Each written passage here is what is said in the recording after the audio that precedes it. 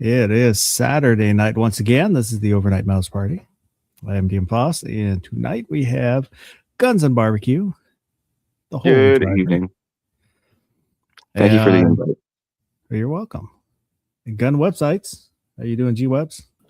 Fair to Midland. Thanks for hosting. Thanks for the invite. Pinned to the top of the chat is a link for this week's poll. If you have not voted, please go over there and vote in the poll. We'll take a look at that here in a little bit. Oh, and so I just remembered the banner. At the bottom of the screen is an email address on tacticalfoss@gmail.com. You can send in comments, suggestions, or pictures within reason. And a link for the Discord server. It's also a place to hang out, chit chat, share pictures and memes and all that kind of stuff. You can always get a hold of me there. If you watch this in replay, leave a comment. Whatever we talk about, agree with, disagree with. I read all the comments and they are always appreciated. So, let's take a look at the few people that are out there so far. DJ Play Nice, Vulcan Rumble, Gunpowder Beauty, Woods, Movies, Ozzy Osbourne, and I think that's everybody that said something so far. So good evening to y'all. And Justin Grimm just popped in. Good evening, good evening. So I'm not sure what we're going to talk about tonight. I don't really have anything planned. I've been fighting my computer all week and losing. Yeah, it's been kind of acting up for a while, and I was planning on working on it some, and then it started going downhill. Got to where you could only use it for a minute or two, and then everything would freeze. So Windows? Yeah, Windows 10.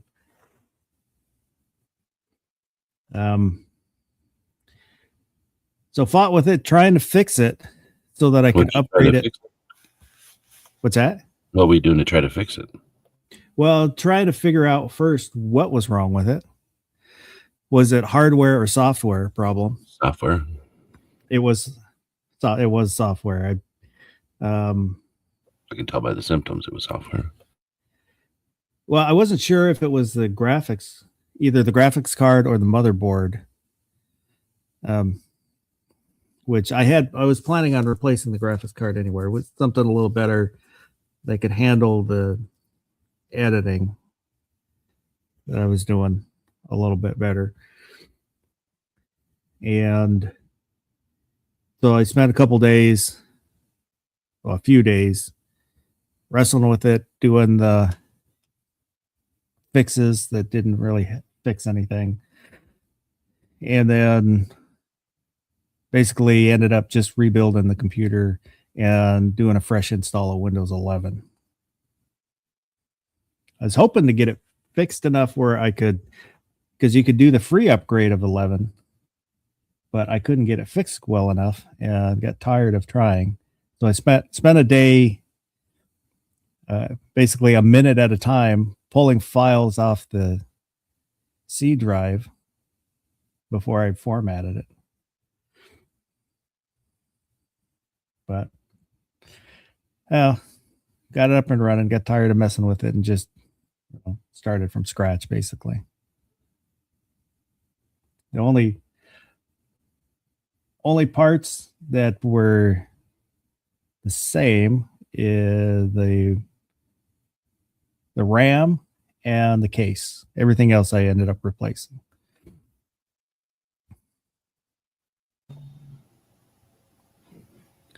But If you're going to do that, I would just go ahead and buy a new hard drive, put the fresh hard drive in there.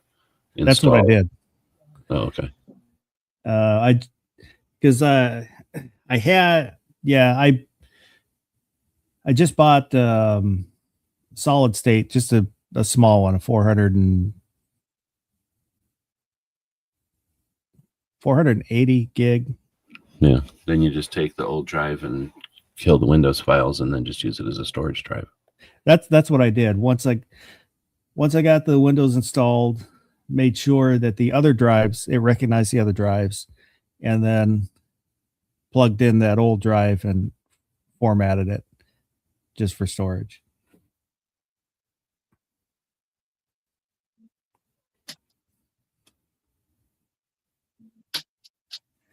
Moose said Foss has to find a new porn site. I tell you, you just can't trust them. Have a good night, DJ.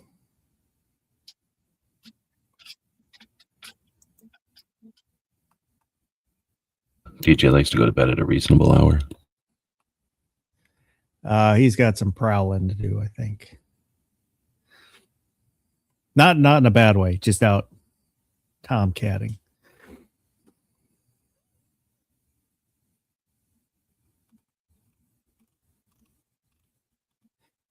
And Oh, we can talk about Australia reacting in an appropriate, well thought out way to an individual act of violence. yeah, I hadn't really planned on. I usually don't cover those kinds of things. DJ You Fishing know, and yeah. Shooting, who he did a short video on that a day or two ago. Just kind of his take on the reaction. But yeah, that's one of the niceties of having a fairly robust constitution that we have, that there are some protections that, you know, from time to time get ignored, but for the most part, helps protect the rights that we enjoy. Guy the comments is out there.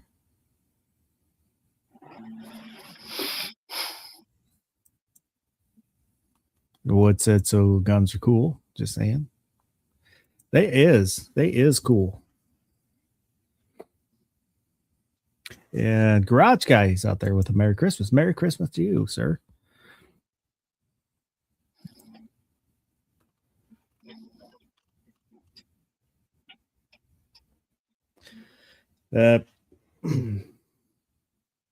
Oh, there was US v. Cockerham out of the, was it the 5th? Whatever Louisiana, whatever their circuit is. I think it's the 5th. Yep. But he had missed a child support payment and was convicted for that. And with US 18922 G1, if you could be sentenced to more than a year, it's considered a felony, which disqualifies you from owning guns under that law, even though it's non-violent. So the 5th Circuit reversed that ruling and said that and I think this is as applied, so it only, not sure if it just him applies just to him, but they said that no, USC 18922 G1 should not apply to what happened to him. So they overturned that conviction.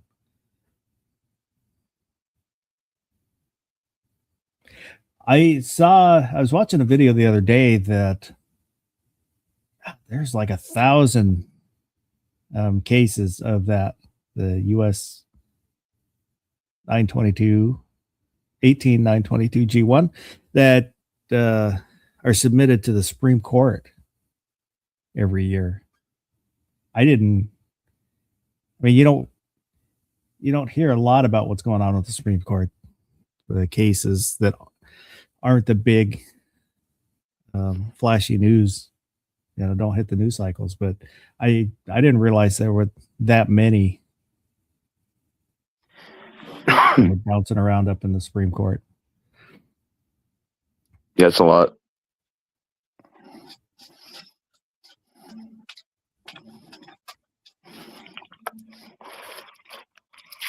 Was there anything else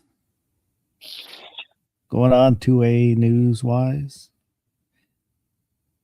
Yeah, the reschedule of marijuana.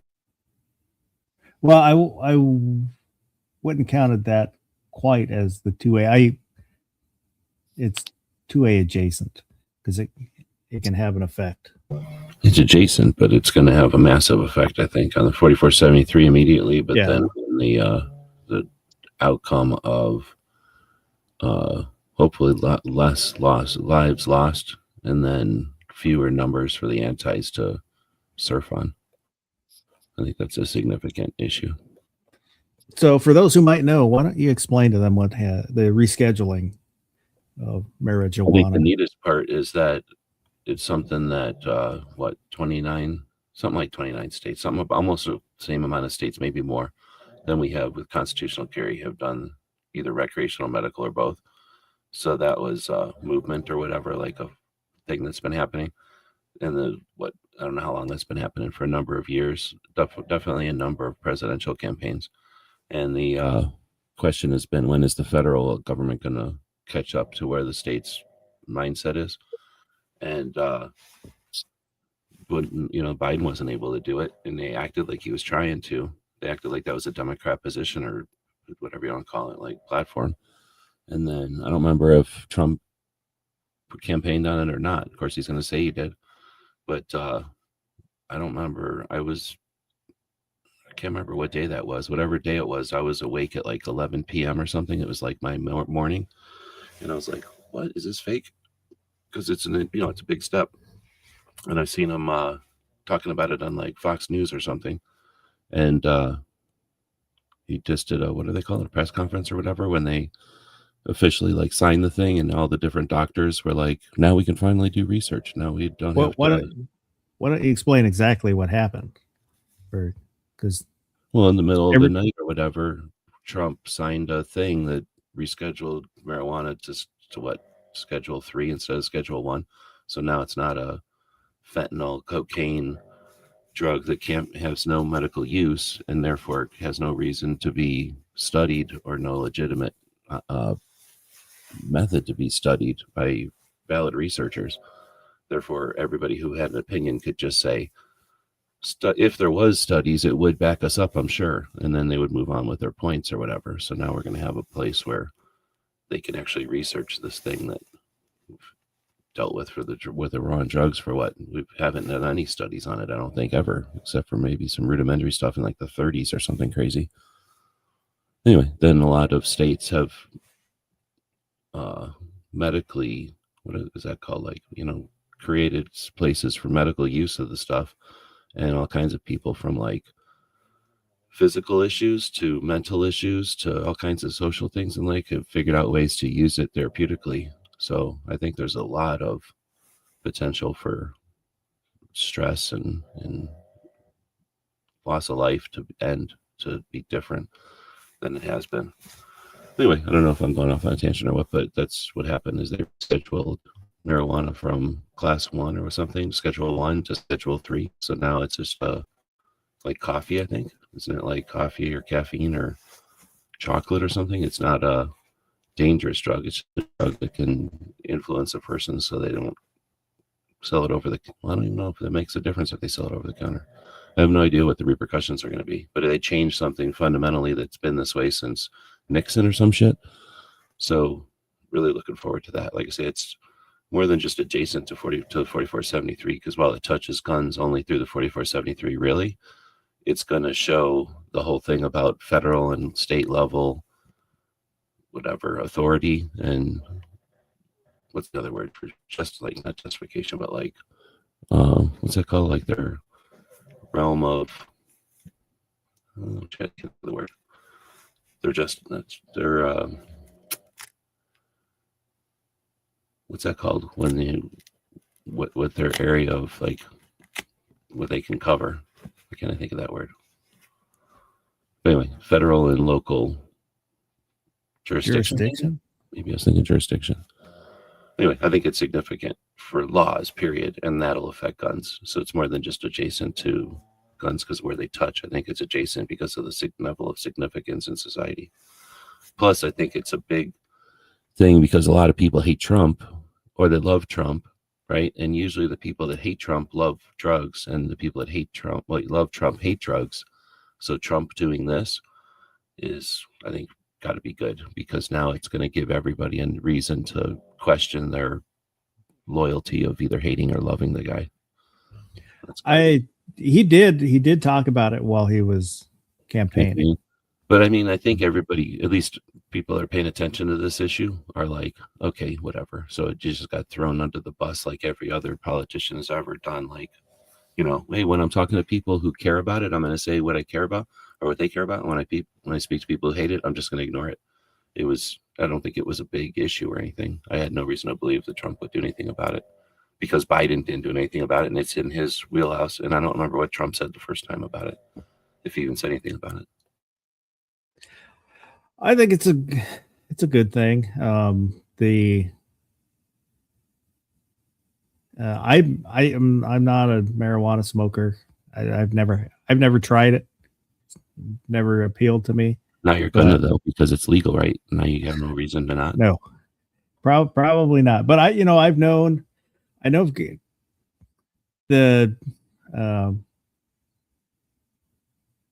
the stereotype stoners, and I've known I've got a good friend that he smoked weed and he got his master's in 5 years. So there's a lot of misconceptions about what marijuana is and the scare tactics used and misinformation around it. Usually a lot of things I've seen, especially around the gun community, is people bring up crime. It leads to crime. But it doesn't lead to crime. People who commit crimes are smoking weed. The weed isn't committing a crime. They probably drink sodas too. Oh, I thought you were saying guns lead to crime. Yeah, exactly. Anybody who says that there's something leads to something is selectively choosing what to focus on, because I'll go to the old carrots lead to everything because I hate carrots. So I don't like carrots. I'm willing to throw them under the bus. Everybody who's evil every person who's ever been evil has eaten carrots first. That's all I'm saying. Like, and that's fact. Like you can do the research and find that out. Because everybody was given carrots when they're a baby, and that's why evil people exist. But do you know what I mean? That's what happens when you just blindly, what is that called? Like put association with shit. That's like I tell people all the time. Like, turns out everybody who breathes dies. Oh, everybody just needs to start holding their breath. 100% fact. Science.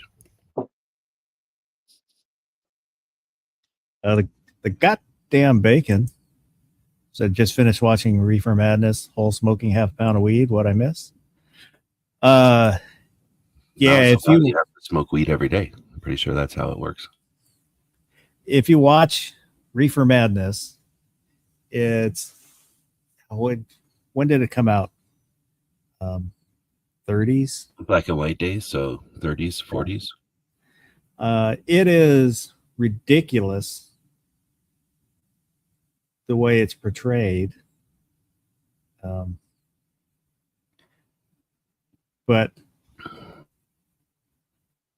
it's definitely propaganda. Like, yeah, it's like most obvious or most extreme.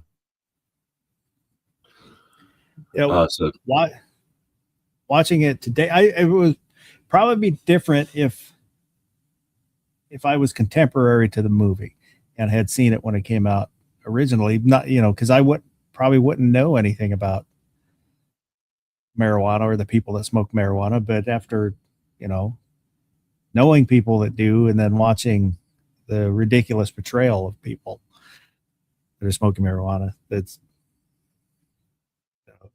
well, you watch Cheech and Chong, and it's the same thing the other way. Like exaggerating all the dumb things that potheads do, or all the cliches or whatever. It's just not, maybe it's propaganda the other way. Like, go do whatever you want. I thought it was interesting whenever I heard about it. I heard about it like I say, in the evening. So the next morning, it would have been like 2 days or something after it happened, like a while after it happened, but it was still news. Or I guess it was, yeah, I can't really tell when it happened, when the thing, I mean, it happened during daylight, but it must have happened like at the end of the day. So anyway, the next morning I'm listening to NPR as I'm driving around, and they didn't even talk about it. All they talked about is some actor's kid killed him and his wife in Hollywood. And that's all they talked about. Rob Like, if Reiner. anybody gives a shit. And then I don't even know who it was. Like, I could care less. But even if there was something who I knew it was, what are you going to do by listening to the news? Like, it's nothing. But they didn't even talk about it. And then I flipped the stations trying to find somebody who was talking about it. And the only people talking about it was a Catholic radio station. And they were the Reefer Madness way. They were like, turns out that everybody who's ever done drugs has done marijuana first. And they were saying like marijuana in the 70s had a 1% of THC, and now it has 99% of THC. And because they don't know what they're talking about, you know, they were just like, wow, that's amazing. And it's like you basically die if you touch it now. Yeah, exactly. Like, they're just basically saying like the 2025 version of Reefer Madness. But I mean, I can't imagine that's 1 out of 1,000 people anymore. Like, there's the internet. Like, people can do a rudimentary search and find out some realities. So I saw a clip from the 80s. It was kind of around the Satanic Panic kind of era. But a pastor was talking about martial arts and how it's satanic. Doing martial arts is satanic. interesting. Yeah. Because you're going down a path and learning or something that isn't just like. I don't remember exactly why. But it just, what you were saying reminded me of that.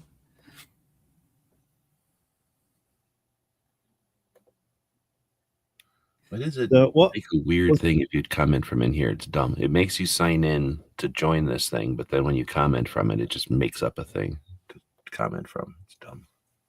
I don't ever, when I'm on other people's chats, I don't ever. I forget, and then I comment, and it comes up with that weird shit.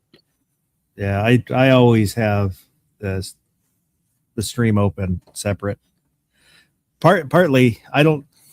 Yeah, because I had tried to do it once, and then it seemed like a hassle. It's just a lot easier for me to open up the YouTube and do it that way.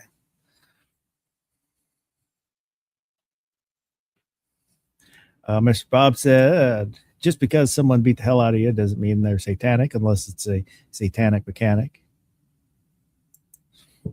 So I think it's Wood said the Overton window. I think it's definitely an indication of the Overton window being shifted. And I still can't get over how potheads who are, they don't even like the same music. I mean, I don't even, like, there's just nothing about potheads that yells like, let's make things happen, you know, like, let's change bad laws. So I think there had to be an aspect of this whole thing that everyone knew it was a scam, because there's just too many people that are normal people, like you said, that smoke marijuana or whatever over the years. And then everybody knows, or at least enough people know, that the prison system is messed up partially because of that and all kinds of things. So I think there was awareness that helped move that, obviously. But I just thought it was interesting how, as a culture, as a society, whatever you want to call us, as a group of people, we are able to watch this happen. And this is a pretty significant change in laws. Like, I'm pretty sure my grandparents aren't still around, but my grandparents' generation could never have tolerated this. Like, they're the ones that started all this shit. Our parents' generation probably just doesn't give a shit anymore. But for a long time, they were like anti any movement. And it was barely the Gen Xers. And I don't know if millennials give a shit about anything to move, to change, you know, try to change, make social change. Have they done any? Have they had any successes I'm not thinking of? And then the newest generation, have any idea. but I can't imagine them having much instigation. Like, they'll get behind shit, but they're just too young to start shit. So I just thought it was a fascinating thing to see this move. But regardless of your opinion on the pot thing or the weed thing, criminalization and all that kind of crap, I'm mostly stoked about the medical or the medical research side of it opening up. But I also like the idea of getting rid of the legal part of it so that we can free up the prisons and all that kind of stuff I alluded to. But anyway, even if you don't give a shit about any of this, or you're against it even, what I like about it is it shook the nation, it shook the culture, and we changed the Overton window in a significant way, which means it's just on us now for the guns. Like, what's the difference between somebody who could give a shit about marijuana but wasn't in favor of it being legal, and now could still not give a shit about marijuana but is okay with it being legal? I mean, what is the difference between that person and their opinion on guns? Like, there's zero. The only thing different is movies and culture told them that marijuana wasn't a problem long enough that they finally said, okay, I'm not like going to actively give a shit about marijuana anymore. And that's, however we figured this out, we have to figure this out for guns, and then we're done. Like, then we have accomplished letting people understand our position without forcing them to understand our position. And I think that's what we need. Like, I think that's the trick that we've missed all this time. Mr. Bob, I did get your Rocky Horror reference there. Yeah, it's I think from the people, in this sphere, anytime I have brought up like marijuana, we talk about that on the chat, the comments that I get. I think there's a lot of people that don't realize how many other YouTube channels that they watch that either do smoke marijuana or have smoked marijuana in their past. It's not, it's,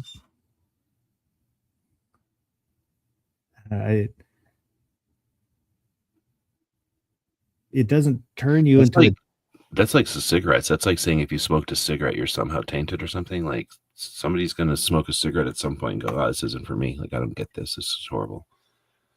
But they're not addicted to cigarettes or anything. Like, they've smoked a cigarette. I don't know. I guess people think there's a difference. Like, that's like saying, oh, I'm drinking whatever you're drinking, whiskey or something. And then somebody goes, hey, you want to try a tequila? And you're like, oh, okay, let me have a shot of tequila. Oh, no, I didn't like that. You're not like addicted to tequila now.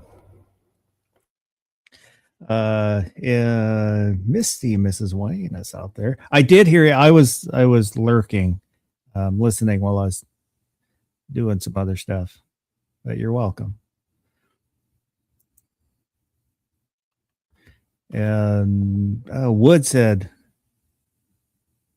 that I was smoking weed while playing D&D, so I'm double devil worshiping. I had a friend in junior high. Well, it was twins, two guys, that I would stay over at their house, and their family was Catholic, very Catholic. And we would play a role-playing game, Middle Earth role-playing, MERP. But we would do it at night after everybody went to sleep so they wouldn't get in trouble, because they weren't supposed to be playing those games, because those were devil games.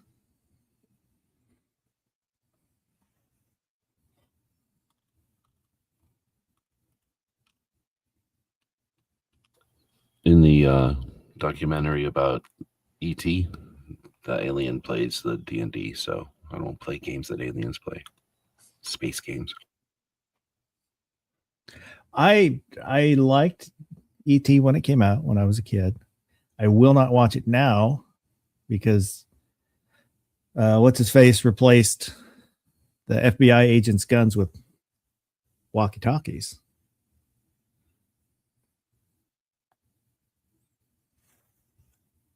Ron Wayne is out there. Said Jack Webb did a good job demonizing pot on Dragnet over the years. Yeah, I can't remember. I did see one of the episodes.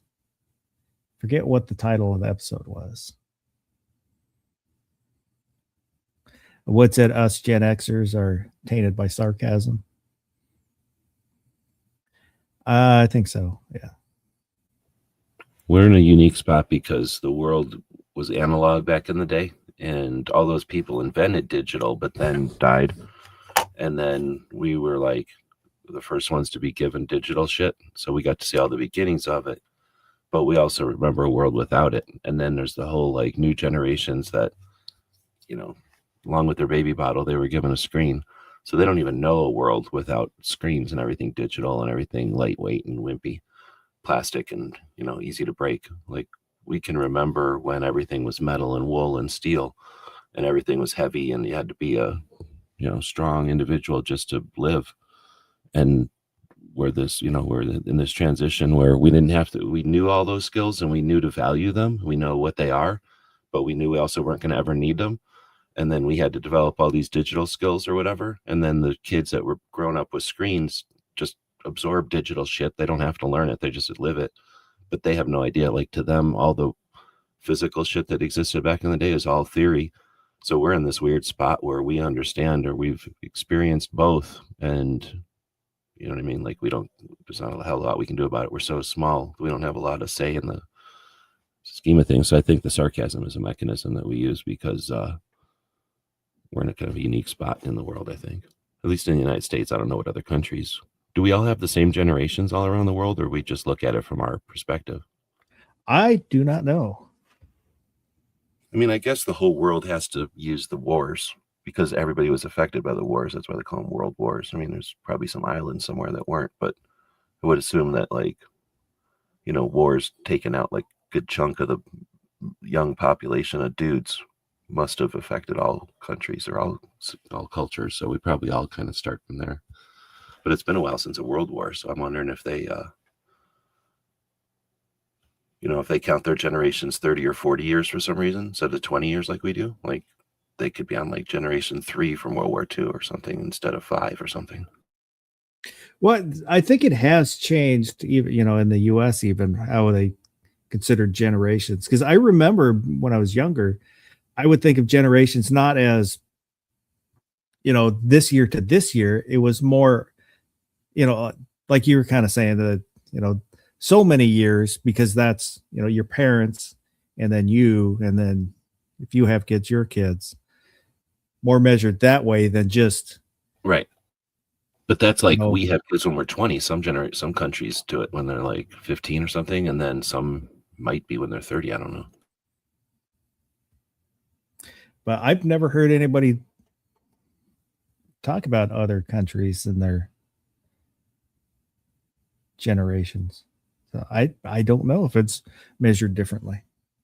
They're probably less cultured. They don't have time. They're always bickering about their pettiness and fighting wars and stuff that they don't ever think about the bigger things like generations. Fighting over French bread and wine. Mm-hmm. You put your Swiss cheese on my French bread. We're going to war. Over here, French bread is soft, sir. It was on an episode of the cartoon The Tick, where one of the bad guys was a French chef, and he was mocking the Americans and their soft bread. It is weak when you know what real bread tastes like to come to the United States, and our horrible attempts at bread are pretty pathetic. I have had industrial bread. We can make good bread, but not in factories. Yeah, I forget what brand or what style, but I had a sandwich. Made a sandwich with bread that we had, and the bread was, I don't know, when you chewed it, it just kind of stuck in your mouth. It wasn't. I did not enjoy the texture or experience of eating that bread. Ozzy said all of my teens was in the 70s. I'm not saying I did drugs, but I enjoy the flashbacks. And the goddamn bacon said, did any other countries have a baby boom after 45? I mean, we did pretty much all of our fighting overseas. I would think they probably did. Well, I'm thinking it had to be different because if you're like France or Germany, like you had your population decimated. You did, you know, our guys who were alive still came home. Like we lost a lot of dudes, but they came home and did the baby boom thing. If your fighting happened in your home, you know what I mean? That might not be the same. I have no idea, but that's interesting. We never got taught that, I don't think. No. I don't remember hearing that and not paying attention or anything. I mean, it's sure something I would not pay attention to, but I don't even remember it coming up. Wood said they're busy doing 9mm things. We might have heard about Japan more because, it's like one country instead of like the whole stupid continent or whatever. Well, it was probably a little, we heard more because we were there reconstructing Japan. Yeah, like we were helping and we gave a shit. In Europe, it was kind of a group effort.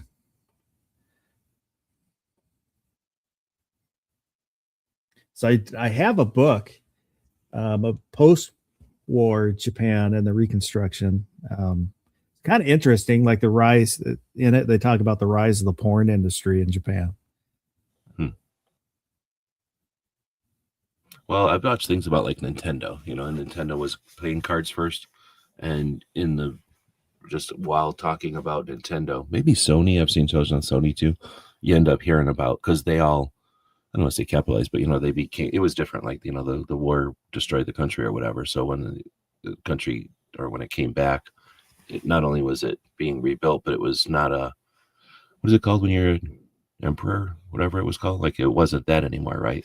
They didn't have a king anymore or an emperor anymore, or did they? Well, they still do, but he's a figurehead. Yeah, it's like now it's more of a democracy or something. So they had to, when they rebuilt, they weren't just rebuilding buildings, but they were rebuilding their systems. So I'm sure that led to more, whatever the words are. Like, if the emperor didn't like cards or whatever, nobody was playing cards, so you had to do it under the table. But if he wasn't calling the shots, then, a company could make playing cards or whatever. I'm just using that as an example, but I'm thinking, there had to be a lot of examples of that because I think for a long time they were proud of, they didn't let Westerners in and they kept their culture and all that. Right. And then I'm assuming that was a change in that. For a long time, for a long stretch. If you harbored a foreigner, somebody landed on shore, then you harbored them, you could be executed because they were isolationists. And then in the 1920s, we sent the Great White Fleet over. It's basically parked a battleship in the harbor and said, "Hey, we want to trade with you. You're going to trade with us."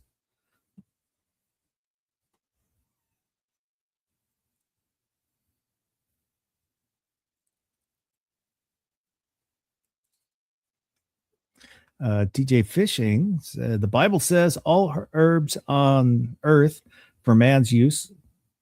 Well, that's what Bob Marley said. Vulcan Rumble said German was 75% wiped out. Britain was wiped out of its male population to the point the baby boom had to be planned. See? And I don't know what it was like in France, but I bet you some of those countries just got decimated, right? Like the little ones. Yeah. And then we think about Europe, but they kicked the shit out of Northern Africa and some other places. And then, of course, all those islands got whaled on. I never noticed this before. What's that do? That's interesting. I didn't know I know that Australia is different because they have Asia right there. So they've got tons of, it seems like they've got issues with harder drugs because like what we've got with fentanyl, they also have those issues with precursors and blah, blah, blah, and the gangs and all that. At least that's what it sounds like on the news. But I don't think I've ever heard about marijuana in Australia. So that's interesting. I got into watching basically their kind of border patrol TV show. I forget what it was called, but it'd be like the airports and their customs and border patrol. They are strict, and they'll go through your phone, and if you don't comply, they'll just kick you out of the country. It's like if they think you're there to work without a visa, they'll go through your phone looking for text messages, any evidence they can find to prove whether or not you're there to legally work. Interesting.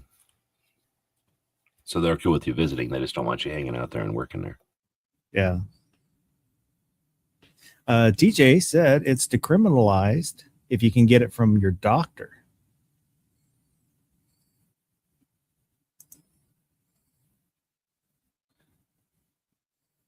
Ah,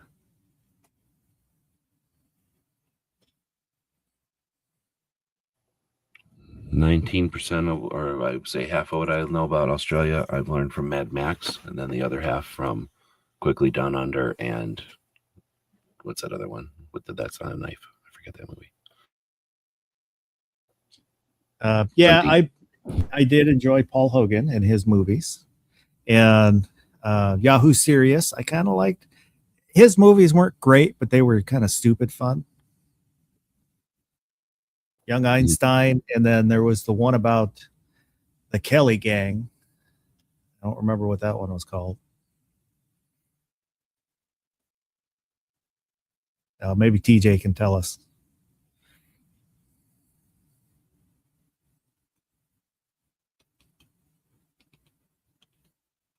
But I think it was called Young Einstein, where he came up with E equals MC squared so he could split atoms to make beer.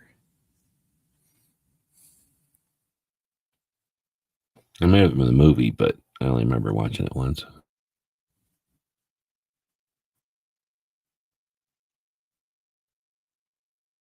So what about the USPSA being dissolved after that whole issue? Was it? Did you put up a poll about that?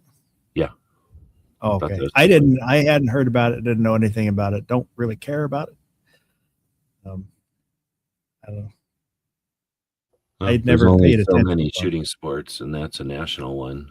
And some of them are marksman related, and this one is more comes from like the concealed carry police type of thing, like getting into action and using your gun defensively type of scenarios. And it sounds like they did some procedural stuff, or they did some stuff, and they kicked one of their board of directors out or something. I don't know any of the details other than vaguely, like something happened where the board of director person got kicked out, and in retaliation, he's like, the company or the what do they call that? Like the association isn't transparent enough, or it does things wrong. It's like procedural, that kind of thing. And I guess the way that it's handled is it's taken to some kind of a court, kind of like what happened with the NRA, I guess, but in a smaller, faster situation. Anyway, it sounded, and I'm just listening to one video, so I have no details at all. But from what I'm gathering, that there was this controversy, and then that led to action, and it went pretty quick from just news stories to having court dates. And at the time I heard it, it was happening that morning. And if the court would have ruled that this way, then boom, the organization's dissolved. And if it rules some other way, then the organization can potentially keep going. But either way, it has to address these issues. And it's one of those things. It's interesting because it's happening, I guess. But then in the bigger thing, we only have so many shooting sports. There's IPSC and there's IDPA, and this is USPSA. And I forget which one. I think that's IDPA. No, I think it's IPSC. But anyway, one of them, the IPSC, is international, and the other one is national. And to have one because of a procedural thing, like click, click, click, now it's gone potentially.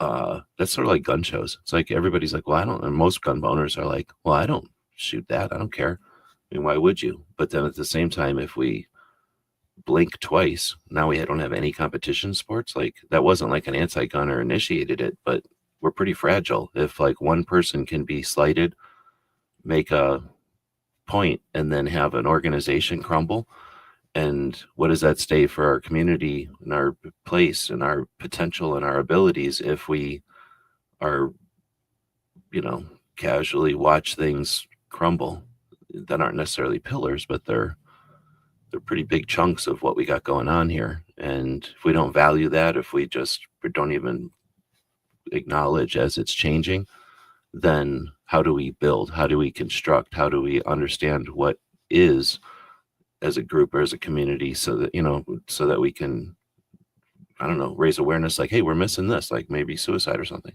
Anyway, it's not anything new, but I think it's an interesting facet to the whole thing that a pretty major chunk of what we've got over here is that whatever, that risk, that tentative. TJ Fishing asked the Australian handshake from Crocodile Dundee. Catch on over there. I don't remember it. Remember the handshake? It's been a while since I've seen the movie. I don't remember. But on the USPSA thing, is it a matter of one person being slighted and removed from the board and then them throwing a temper tantrum and like, hey, they're not doing things right? Or was this a matter of somebody who was trying to get the board and organization to do things the right way, and they said, we don't want you here because, you'd like to argue and not do things the way we want to do them. And they removed him from the board, and he finally said, hey, they're not doing things the way they're supposed to be done. And at the end of the day, if that's the case, is that really an organization that we want to have affiliated with 2A? Because when that comes out at a later date, that could be national headlines where anti-gunners cling on to it and everything else, where it gives 2A a black eye at that point. Yeah, exactly. Like that is potential. I have no idea, but I don't know, but I have no idea. I'm assuming not, but I don't know. I don't think it's necessarily the way you first described either. And I don't want to describe it that way because I don't know the facts. I don't think some loudmouth was like that was purely speculation on my end. But I think it could be either way. I only know from what that one video, which is, we're just talking shit anyway, but in the middle of the night. But I do think it's interesting that we're that whatever vulnerable, I think is the word. Is anybody able to look up the court documents? That would be interesting. I wonder. They must be available. Yeah, I mean, they should be public record. Because it's one thing if it's like, oh, they forgot to cross some T's and dot some I's. But if they were blatantly abusing things for, financial gains for the organization, I don't know. Are they considered a 501c3 or anything like that? And not, there's several facets there that could be kind of looked into and see exactly what it was that made a judge go, oh, no, you guys are no more. Also, any idea what state it happened in?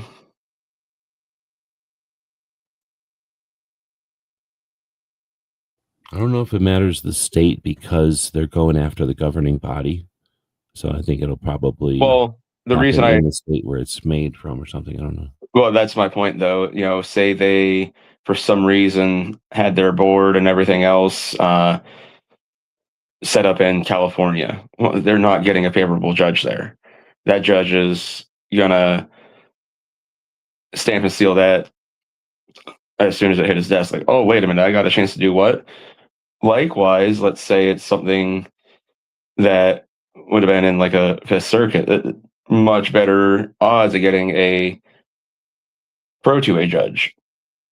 And if a pro 2A judge looked at the stuff they were doing and went, yeah, no way. So it's just, something else to look at and all that as well.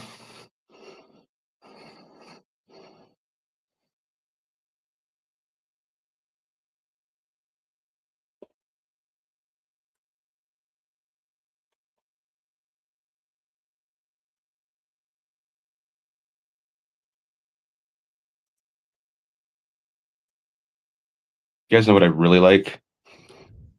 Judges who can put aside their own biases and just look at the law as it's written and make a ruling. It says USPSA has 37,000 active members. Put it in scale.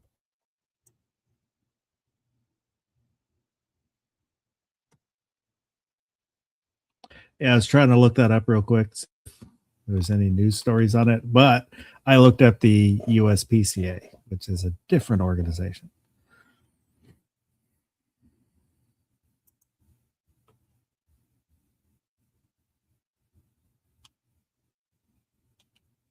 Yes.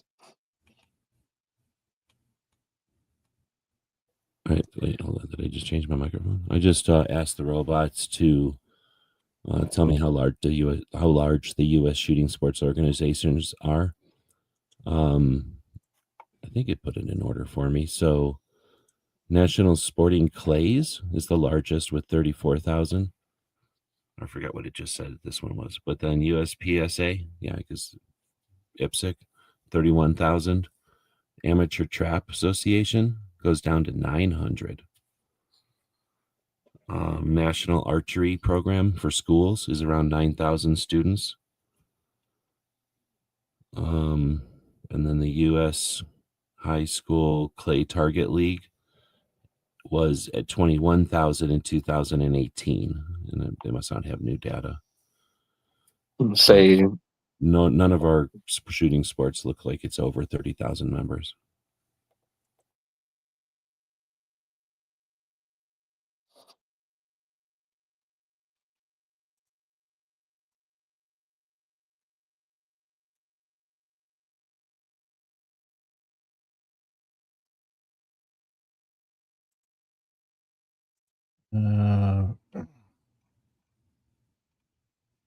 Just trying to look up. I was just curious. 30,000, by the way, is 600 people per state. If you count 50 states, that's 600 people per state, which means, some states like California probably have thousands in most of these groups. So that means there's probably states like, I don't know, that have like one or two. So 30,000 might seem like a lot, but in the big scheme of things, it's really not that many people. no. According to the Google, the USPSA is 30,000 plus active members, and the IDPA is 25,000. What about SAS? Way less, I bet. It didn't even show up on my radar when I asked the robots. I felt like the robot probably left out a lot because it didn't mention IDPA, IPSC, any of that. Looks like SAS is possibly 75,000 to 90,000 members. Holy cow. I don't think so. That's what the AI is telling me.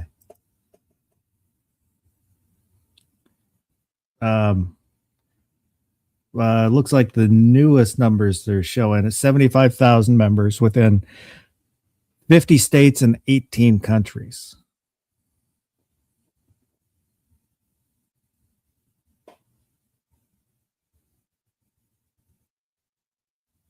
The Cowboy Chronicle, their magazine, has 75,000 readers. I would have not thought that SAS was twice as big as IPSC. I guess it makes sense if it's the baby. They're all sitting around playing cowboy. I was going to say, I think there's that cowboy fantasy. Everybody wants to live out. But I mean, you have to have that if you're going to do SAS. Like, you know what I mean? Like IPSC, you could like really be into whatever, but still be willing to do IPSC. Like, you got to dress up like a cowboy to go do SAS no matter what. You're definitely into cowboy stuff if you're doing that. Well, is it a requirement or is it just everybody does it? Because I thought I had seen like where it's a culture thing, but I'm just saying you. Yeah, I don't think it's required. Regular clothes. Yeah, I was gonna say because I thought I'd seen things where like people are new to SAS and like they got their gun belt and stuff like that, but they don't have everything else yet. Or there's you don't want to wear any clothes and you want to shoot SAS still. I just like wearing my chaps. November of 2008, there's a post that just popped up, but at that time in 2008, US PSA was 17,000 members. SAS was 80,000. That's interesting as heck. I would have never thought it was that difference in scale. I'm very I mean, surprised. you hardly ever hear about SAS SAS events. I mean, they're just happening and no one pays attention, and they're not trying to. They're also like not very what's that word? I don't want to say welcoming because they're probably really welcoming, but they're not like actively pursuing new members. Obviously, like they must be super happy that they've got 80 million or 80,000. I don't know. I don't know if they recruit or not.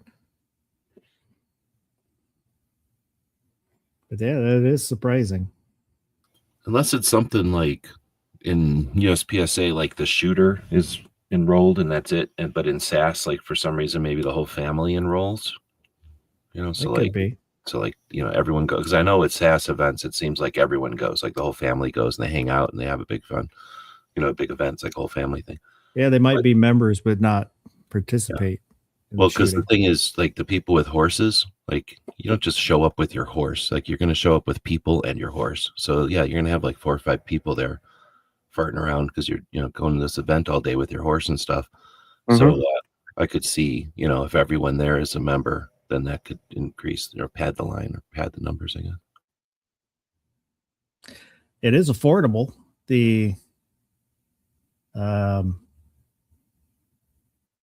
Oh wait, that's a different SAS.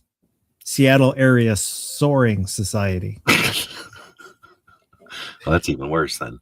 Like a regional airplane group. This dwarfs our national level organizations of shooting sports. Well, I saw it says join SAS and new members $50 for the first year, $100 a year, and I was thinking that's pretty affordable for a year. And then I realized it's Seattle Question: Area do you Soaring. need to bring your own plane? And you're like, oh, I didn't even know planes were a part of SAS. Oh, I think they're glider pilots.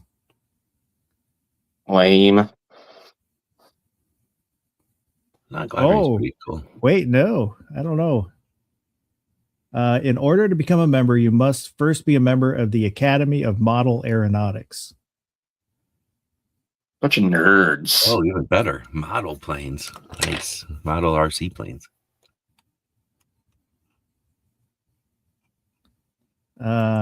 Yeah, well, they are. Well, planes were basically RC invented. There's probably like a higher ratio of like engineering or aeronautical engineers up there than anywhere else. So I bet you making model planes is like, like a massive hobby up there. Boomstick is out there.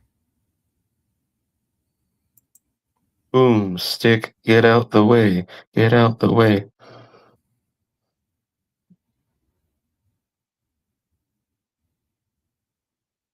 He needs to make a theme song for his channel that's that.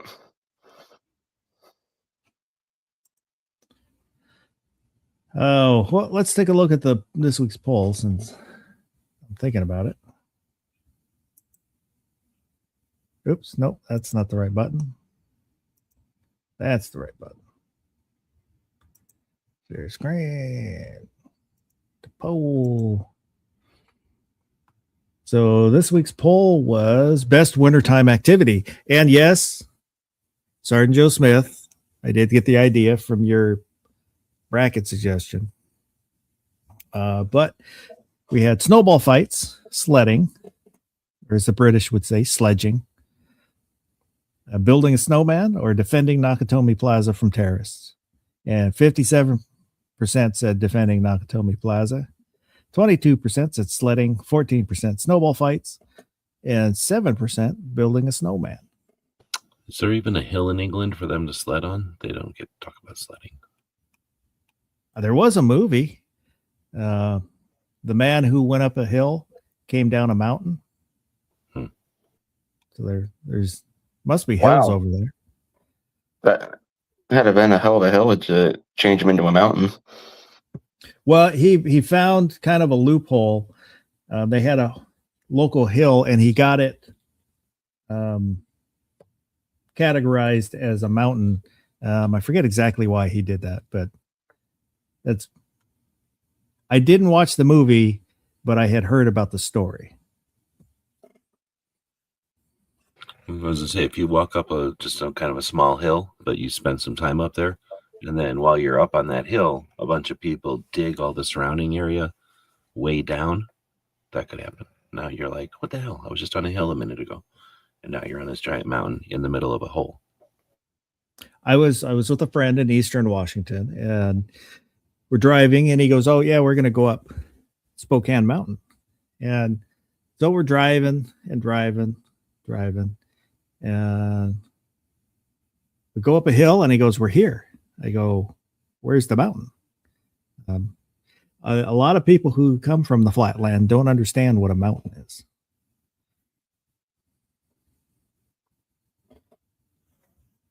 Yes. Yeah. Looking at, let me refresh real quick. Make sure we've got all the comments. I mean, if you don't travel and you live somewhere flat, you can have no idea what a mountain is until you know what I mean, actually see one. I've been places where somebody will point at a hill and say, call it a mountain. That's not a mountain. That's the hill, like in my backyard kind of hill. Yeah, I grew up where people would call things like, "Oh, that's a mountain," and then now it's like, "Oh no, that's the thing you stand on to see the mountain, maybe, but no, that's not a mountain." If it doesn't have year-round snow, it's not a mountain.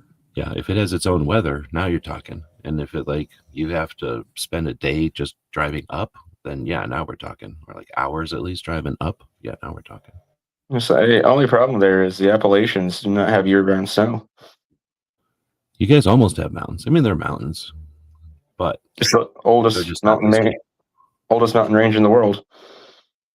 Yeah. Actually, the Scottish Highlands and the Appalachian Mountain Range, same mountain range. Fake. Looking at our comments, Boomstick said, "Well, the architect of several snow forts, I believe in a large stockpile of snowballs for mutually assured destruction. A fiend dog, drinking until spring. Sergeant Joe Smith, gee, how did you come up with this idea? I hope credit is given on the live." DJ Play Nice said, "Sledding rocks." DJ Fishing and Shooting, "Hunting terrorists is not just for Christmas."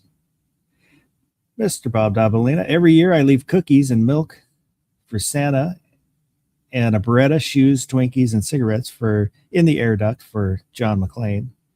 Merry Christmas to all." Grabby Turtle, "Now I have a machine gun, ho ho ho."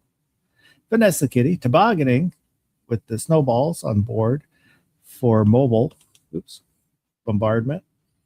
The goddamn bacon, "Ho ho hoing is not being on this poll should be a crime, especially since it pairs well with spirits of various backgrounds." IME, "Reading in a warm place."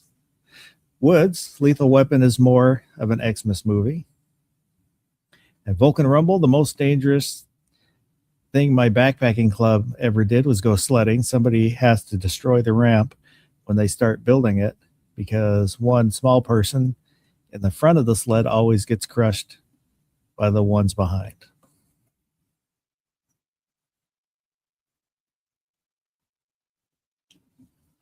I just watched Die Hard again, and it's definitely a Christmas movie, but I don't like it anywhere near as much as I thought I liked it.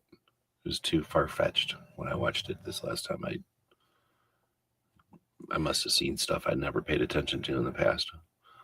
I've thought it was overrated for a very long time. Don't get me wrong, I like it, just overrated. No, yeah, I hear you 100%. Like for example, there's a part where an armored car from the cops is going to come at them and at the bad guys in the building, and then they're going to shoot a stupid like rocket at it or whatever. You remember that part of the movie? That's just the worst directing or like scene ever, because it's just horrible. And I was like, I had the same opinion as you, and that has to be some of it. I just didn't remember specifically those parts, but it's not a great movie. It's okay, but it's not a great movie. Just Grim said Lethal Weapon and Rambo are also Christmas movies. I'm going Yes, with they are. Rambo. I'm going with Rambo. I just don't like Lethal Weapon that much. I love Lethal Weapon. I enjoyed it. very much. The entire series, including director's cuts. I didn't like any of the other Lethal Weapon movies, but I liked the first one. Blasphemy.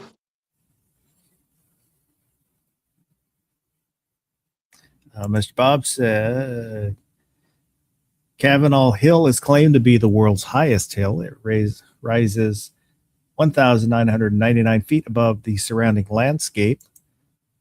Kavanaugh Hill is near Poteau, Oklahoma. Auntie Griselda, his girlfriend, used to live in Poteau. So it's like 2,000 where they call it a mountain. So technically 9,019 or whatever, 1999 would be the highest hill. Probably. Let's see, what's the smallest mountain? The Appalachians. Unless you're talking like just an individual mountain, then I don't know. The smallest mountain title is debated, but Mount Wycherproof in Australia, 42 meters high, and Mount Paltry in Australia, just 7 centimeters tall. What the hell, Australia? Just doing shit to try to claim shit. TJ, explain this. Oh, I can't climb to the top of that 7-millimeter mountain. Well, it says 7 centimeters. I think there's That'd be 10 times higher. I don't know. But Mount Wycherproof being the smallest registered mountain above the surrounding terrain, while Mount Paltry is a newer, extremely tiny geological feature recognized by scientists as a mountain. Japan's tiny Mount Hiyori, 10 feet tall, and Sutter Butte in California's smallest mountain range.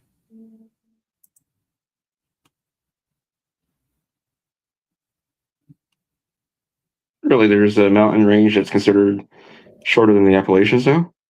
It says there's no official height for a mountain. Definitions vary, but it's a landform rising significantly, often thousands or at least hundreds of meters above its surroundings, with steep slopes and a peak, unlike a hill. Oh, So Mr. Bob said it's pronounced Poto.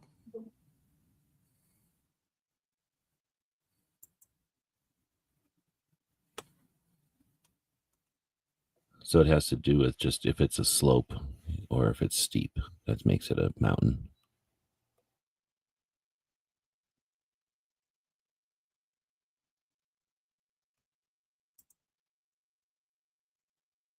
It says common thresholds are 300 feet, but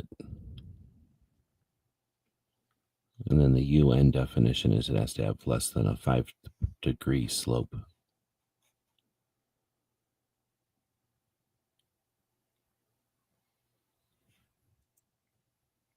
Oh. There we go. Now we know about mountains. Well, I will show. Justin Grimm sent in a picture. I guess I'll show it. Oop. I figured there was some number where, once it's this feet above sea level, or not sea level, but ground level. Yeah, that's how I always figured.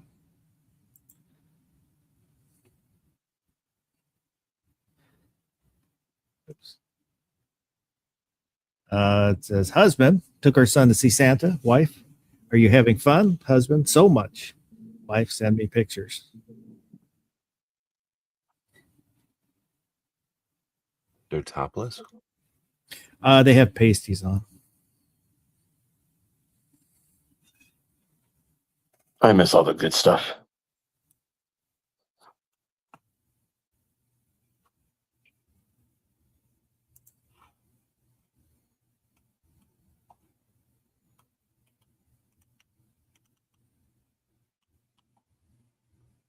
Yeah, when my son was little, I was going to take him to Hooters, take pictures, because I told my wife, I'm going to take him to Hooters.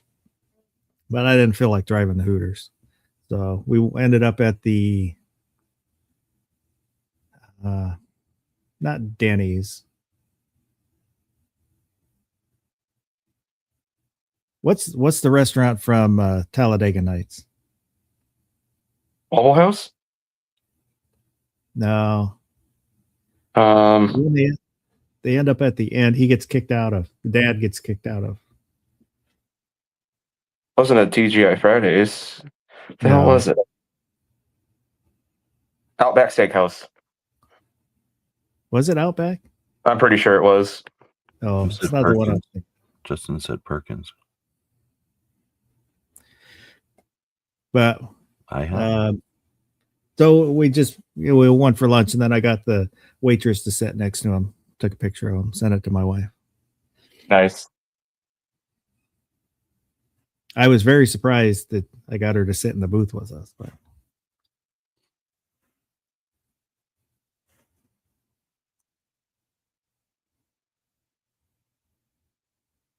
Should have totally taken him to a Hooters.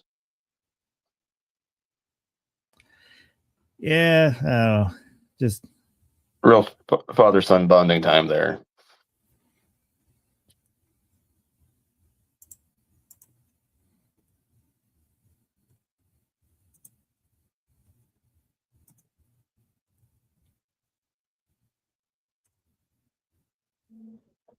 Applebee's.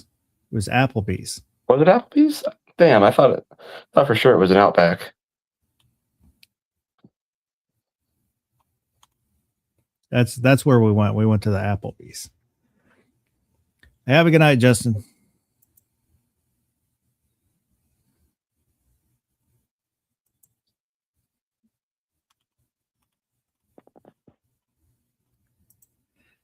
Oh, well, this might be a short one tonight. That's what she said. That's what she always says. Mm-hmm.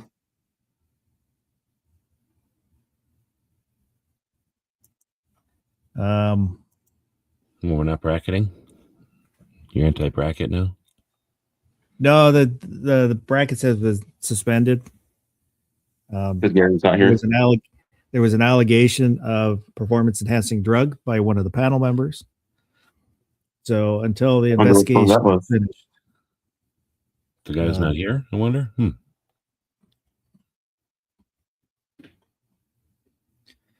so we need to make sure that the bracketing is always fair. Probably the one that sold me performance-enhancing drugs.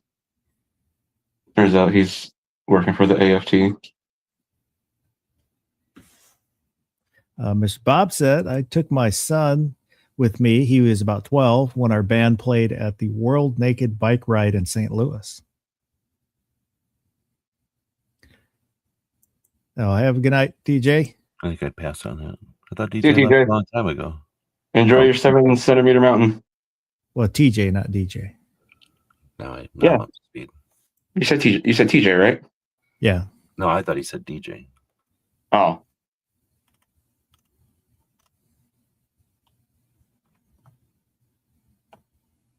Wood said, I paid for bracket. I want a refund. There are no refunds. All sales are final. Oh, so going back on the marijuana stuff real quick, if I may. Because you're addicted? Yes. Never touched this stuff in my life, but totally addicted. Thing is, you just have to walk by somebody who's smoking the marijuana, and then you'll smell it and then become addicted. Because all you had to do is smell it to become addicted. That's right. I'm just saying anymore, since Pennsylvania got medical marijuana, it's really hard to go anywhere where you don't smell it on somebody. But no, because you guys were mentioning, the old argument of like, oh, well, it leads to crime and all this.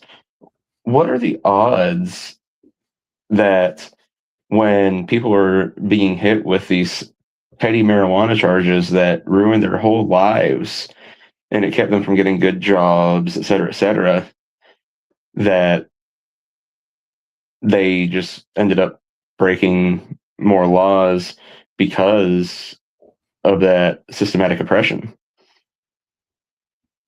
Meanwhile, they're still probably using marijuana at that time So then it just gets lumped in as the marijuana's fault. Oh, I think that's 100%. If you're out to Mhm. get something, right? Like, oh, I don't like coffee. Well, this guy was jittery and he was on the coffee. Like you're out to get something you're going to use, and that's what they do with guns all the time. Yep. Like, oh, this guy And was jaywalking. He got caught jaywalking. He had a gun. He's an illegal gun trap. You know what I mean? Like now all of a sudden it's a gun crime. yep. And that's kind of my point all the time when I argue for marijuana or something like that in some of the chats, because a lot of times I get met with that hard line, like, no, it's illegal and it's a drug and it's terrible and this and that. And all it is people reciting the stuff that they've heard for, 20, 30 years, which I get. Like, when that's been pounded into your brain, it's hard to, for some people to get out of their brain. And again, that's where critical thinking of your own really needs to come into effect for a lot of people. I mean, heck, I've said it before. Back when I worked corrections, things like that, I was very hard line, like, and to an extent, still, I have the same sentiment of like, hey, you did the crime, you knew what you were doing, you know, live with the consequences. I may not agree with those consequences now, but at the same time, I'm like, you chose to do it. You knew what the repercussions were. You got caught. But now, there's avenues that people can take to fight back, especially with this reclassification. So, um, definitely good things there. Wood said we have legal weed stores on Capitol Hill in Seattle while having dudes in jail for years selling weed in the same neighborhood. Yep. Well, now you're competing with the government for taxes. There was probably people put in jail for driving their horses too fast, and then 2 weeks later the car was invented and they were driving cars faster than horses could ever go. So I don't want to be callous or whatever. And I hope that they are able to tell people, like, what you did, like you just said, that was, what you did that was a crime when you did it is no longer a crime. So we're going to call it a draw and let you out so that they don't get sued for whatever. Like, well, you don't get let out. Yeah, well, that's the thing. They should let them out. They should let them out. I'm saying. Well, I would agree with you. But I just don't want them to also be able to then sue the government for like, hey, this was illegal. Not, you know what I mean? Like now I want to sue you for all the time in jail. So I think let them out. I don't think that's going to happen. Call it a draw. I don't think that's going to happen. I'm just scared of that happening, or them saying we can't let them out because then they'd sue us, because if we let them out, we're admitting that we were wrong, and if we admit we're wrong, then we're liable in court, and therefore we can't admit we're wrong. The problem is, especially for some of these people, which this is gross to think about in itself, but I mean, some of these people have been locked up 20 or 30 years, for petty drug charges is really all they boil down to at the end of the day. But no matter what, the argument for the state is you knowingly broke the law at the time. It doesn't matter what the law is now. Yeah, it doesn't matter if the law was good or bad or just, right? Like you broke it. Yes.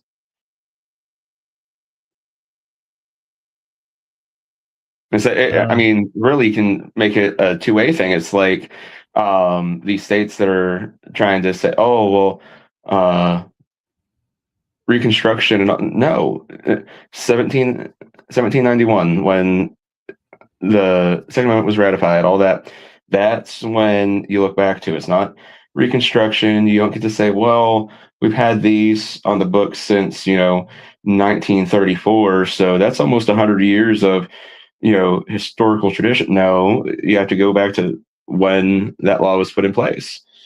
And unfortunately for those people that are locked up, it's going to be a matter of going back, looking at their cases, go, well, at this time, this law was in place.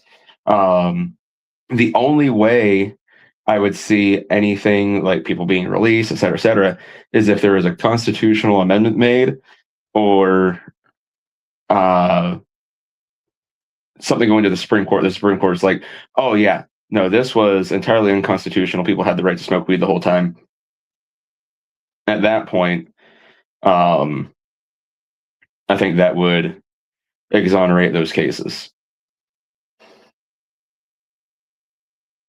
And yes, Moo, my little step ladder there. I noticed it when I started the chat that I hadn't put it up. It usually hangs on that. You can just see the little silver hook there. Are we Usually allowed hangs there. Are we But allowed if to you put look that right, there on a live show? if you look right there, that's the good ladder. My 6-foot fiberglass ladder.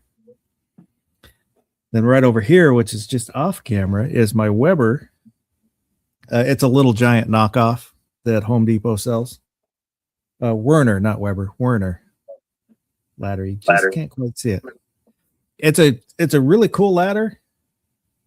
It's the one that you can fold out or extend up in the A-frame, and For like scaffolding and stuff. yeah, but it weighs a ton. Yep. Warner's used to be made like cases too, like they're good, strong, like secure. Mhm. But I Yeah, love Werner- that fiberglass ladder because it's so stinking light. yes. I liked my fiberglass ladders when I worked, and but they dropped one off a truck, or one fell off a truck or something one time, and it broke. So they're fragiler than regular ladders. Well, I guess they break; they don't bend. But now I think somebody gave it to me. The kind where it's like the up and downs are tubes, but they're like car antennas or something, like radio antennas. They extend, and then the rungs all kind of snap together. So it's heavy, but it's way more compact than that kind with the hinge like you're talking about. Because as soon as I got the hinge kind, I was all like, "Oh, this is the best ladder ever." Until I started. Wow, it's all the videos I've seen. They look really bendy. I'm not saying it's super strong. I just like that it's super compact. That's what I like about it. It's like in an emergency. So what I like about it is when we're camping or something, if we need to book up into a tree, we don't have to monkey climb up into a tree. Now you just extend this ladder and climb up a tree. It's pretty cool. I do have a lot of storage totes, as Ozzy's pointing out. A little bit of everything. There's some storage totes. I've seen more storage totes before. There are, one of them is fasteners, so nails and screws, zip ties. There's wires, which all kinds of, like 12 gauge wire and aluminum braided. No, I don't have any aluminum braided. Oh my gosh, how do you even? And tape. There's one of the bins is just all tapes, different tape. 8 tracks, all nice, all nicely labeled. Then there's one that's paint, spray paint. Seen the deals where they make like a tray where it holds the lid, I guess, and they kind of like hang in there instead of being shelves? Yeah, I've seen those. I kind of want one of them. I've got just the wire shelves that hang off the ceiling. Oh, so you can put them up on the roof? That's pretty handy. Or put them up in the air. Yeah. When we bought the house, it has a rack that's over here, and I wanted a little more storage, so I put one that's basically right above me. It basically makes them like drawers, like those bins into big drawers. Yeah. But keep the luggage up there, and one of the bins is CDs, one's DVD cases. You have an entire bin of certificates of deposit? He's loaded. And then the other one is all the seasonal stuff like Christmas and Easter. And then some miscellaneous. There's the leftover flooring is up there. Some sheet goods. I don't remember what all is up there. Yeah. I've been doing a lot of reorganizing. Oh, unlike Whoa. Barbecue, who hates reorganizing so much that he literally boycotted by leaving. Yeah, he's Adamantly against organized storage. there. He's back. You should see the shit he wrote in the side chat about organized storage. Holy crap, I've never heard such rude shit. Yeah, that's right. Got my toolbox over right there. There's a lower box which you can't see, and then the upper box. I actually really appreciate organized storage, by the way. There's my 3-fuel generator right there. It's got the cover on it, so you can't really see it. Everybody want to know a life hack that I have figured out recently? What's that? If you go to your local Salvation Army, and they get in totes. When people bring stuff in, they'll sell the totes. So there's been times where I've found totes that are with lids that are normally like $40-$50 brand new, and you pick them up for like $7 or $8. Yep, that's my I would definitely agree with you on that. Mm-hmm. And those black ones with the yellow lids that are like super expensive, I get those for $5 all the time. I got a bunch of those. Home Depot just had those on sale for like $7. I was like, the frick? You know what's nice about these things too? Almost always they're made in USA. Yes. The one problem, these HDX ones, they're nice because you can stack them. They're designed to be stacked, so you lose some and then space. if you got the larger one, you can fit 2 of these small ones on top. But I had a bunch of them, and then when I went and bought more, they changed the design of the lid slightly so they don't fit anymore with my old ones. Ooh. Wonder if that they do that sucks. like between stores, or if that was just some douche move to make you buy all new shit. I can't imagine they would do that. They seem like a pretty decent company. Keep my ammo in these. That's it. You showed us ammo for off air. Holy, yeah. Channel strike. Well, that's a topic, even though it's the end of the show or whatever. But I was bringing it up with Tony. So, did you see the new Gunstreamer? Do you guys remember Gunstreamer, the real Gunstreamer? Yeah. After I heard you mention it and I looked at it, it looks like it's meant mainly for sales. Right. Well, the new one is. Not the way they it came used up to with be. a new Gunstreamer, invited everybody, and I went and looked, and I was like, "Oh, awesome!" And then I was like, "Oh, wait a minute," because it's supposed to be for sales. But I hate YouTube at this point. Like, I used to like YouTube because of all kinds of reasons, and I would have been an adamant supporter of like being up, trying to work with their stupid ass rules. But now that they are just being assholes over and over and over and over, it's ridiculous to think that they're ever going to change that. And I also think that this thing can't last forever, and there's no reason to believe it's going to be the only and last thing on the internet to talk on. So as the next thing comes along, we're going to leave YouTube anyway. So anyway, I'm in a different place than I used to be years ago about even being here. So let's say that they create this place called Gunstreamer, but whatever. And it's for sales, but if it allows a chat like this where a gun store or a manufacturer or somebody can sponsor the show, so now people that want to do stuff and get paid for their time, and you know what I mean, like especially people that are not doing this for a living and just want to like not be completely just doing this as a hobby, can have a gun show or a gun shop, or somebody can say like, hey, your show is awesome. Here's blah, blah, blah. And, even if I can't even imagine all the potential, but like, here's some trade, or here's like gift certificates, like all the stuff that used to happen.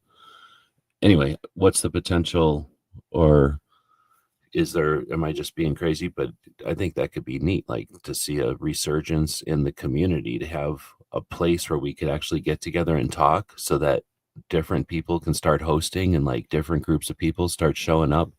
And I mean, YouTube was amazing there for a minute when there was so many different people using the platform, and like, oh, okay, you guys are talking about guns, but I want to talk about guns this way. Oh, y'all are talking about guns that way. I want to talk about guns this way. Right. We had a lot of participation, and I don't know. I don't think it was all financial or nothing, but I think the financial just inevitably allows the rest of the shit to happen, right? It fosters the audience or whatever, so that the non financial stuff can also exist. But I'm wondering if there isn't a potential for like a resurgence in the community, if there's something like a gun streamer that basically an option to YouTube that isn't so, what the hell is the word, like fascist about guns. Like I think that's the only word to use.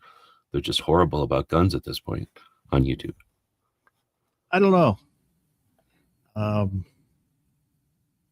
mean, it's unprecedented. It hasn't happened before, but I mean, do you think it can happen? Or like a lot of people say it can never happen. Like YouTube is just locked in. Like nothing else could ever happen. Like Rumble can't happen, and it's proof. Like it's not happening. I don't know. YouTube is still king. Content king. Well, for what we're doing. Rumble, there are large channels that have success, not just gun channels, but in general. But I don't know if it's just that their topic is different. But it's hard to get traction on Rumble. I don't know. I think Rumble has it's a problem with Rumble because of its, like Australia. It's a continent of criminals. So if you go there and you want to sell apples, unless criminals want to eat apples, you know what I mean? Like they're not going to be interested in your apples. So everybody went to Discord. Discord is, because they got kicked off of YouTube, or they want to talk about stuff that YouTube won't allow them to. So unless you're over there really digging into those topics, or the whole, like, we were butthurt about YouTube, I'm assuming they talk about that a lot. You know what I mean? Like if you're just over there talking about normal shit, they're not there to talk about normal shit. They're there to be butthurt, or they're there to be really political or whatever. So I'm assuming if you went over there and went really political, you probably do fine on Discord, right? That's why, I don't know. I'm wondering if we had a place that was not a reaction, but an option. If we live in a world where that's something that people would work with. The things we had in the past, like Full 30, was like, hey, if you want to be sold guns, or if you want to sell guns in a, what do they call that? Like in a,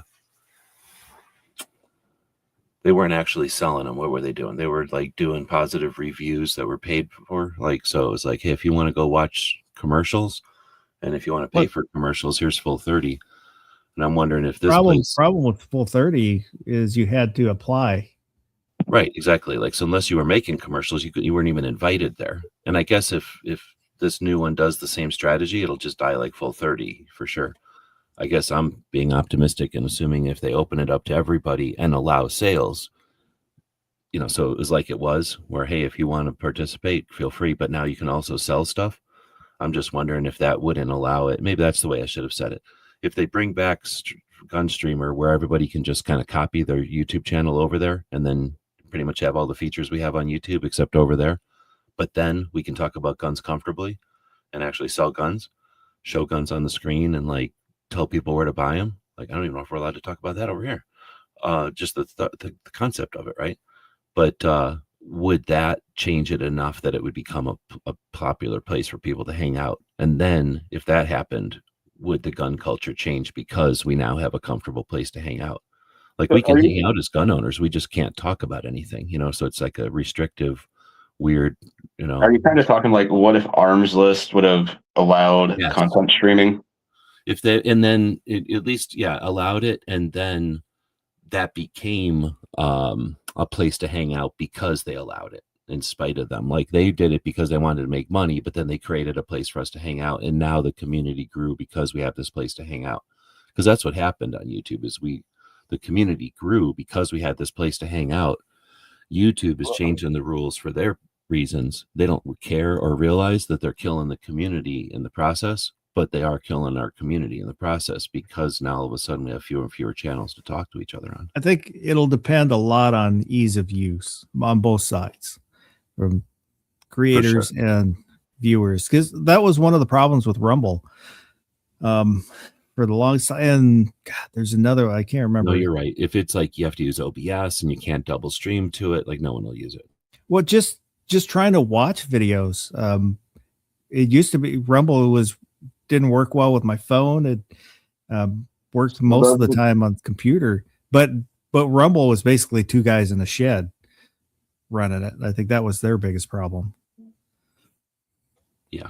I like the idea, but you got the other problem of trying to intertwine two different concepts. So how many people that would be going over to Gunstreamer now to look for something to purchase would then want to click on content?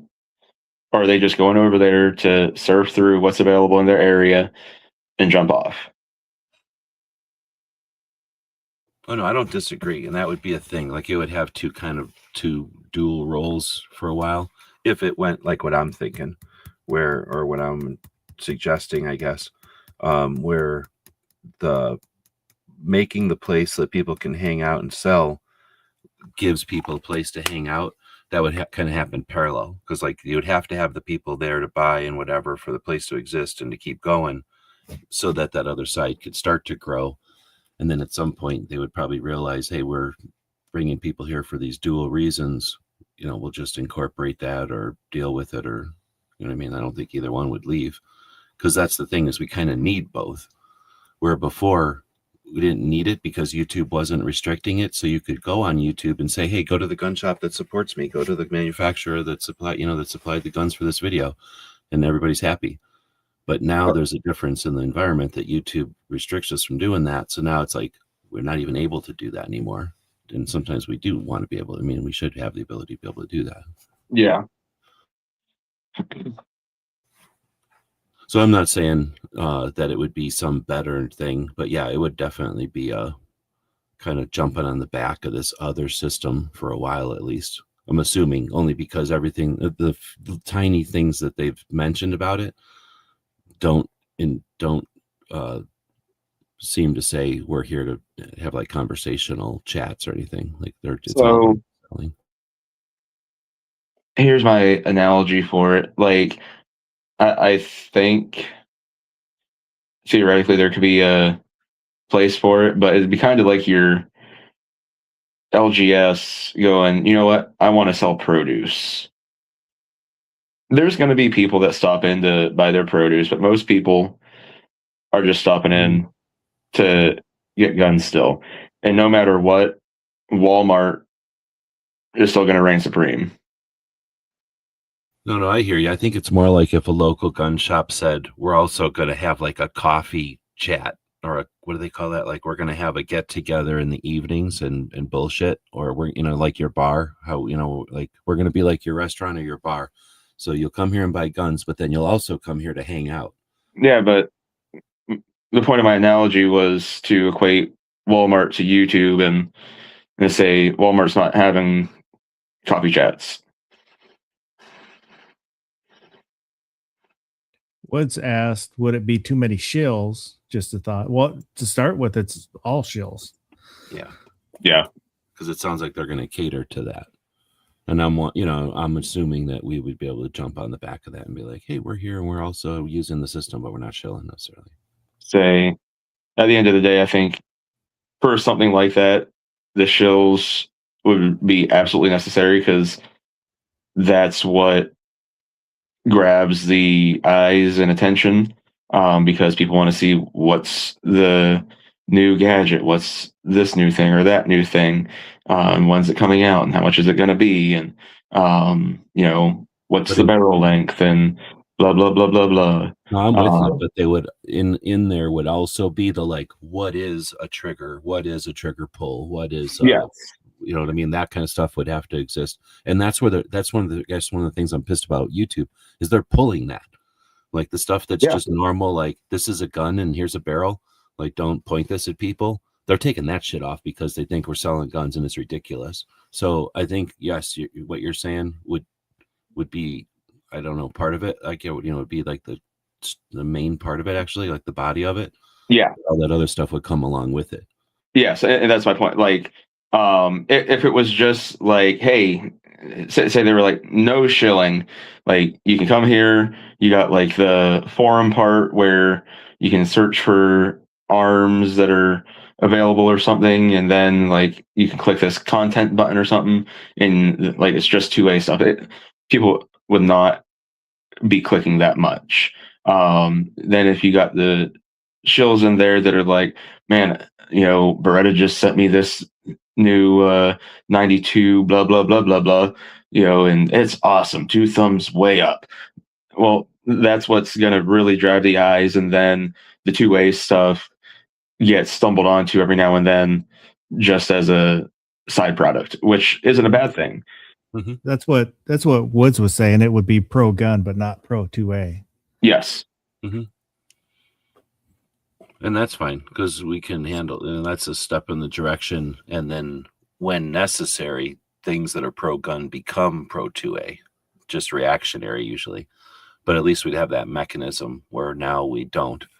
Or at least now the mechanism is on a platform that can and does, mess with us, throttle us, whatever you want to say, handicap us.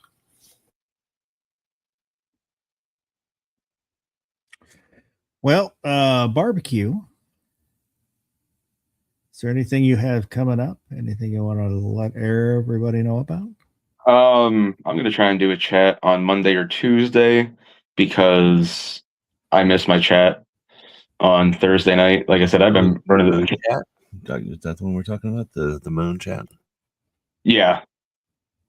I've been burning the candle at both ends this whole week, and I fell asleep before my chat.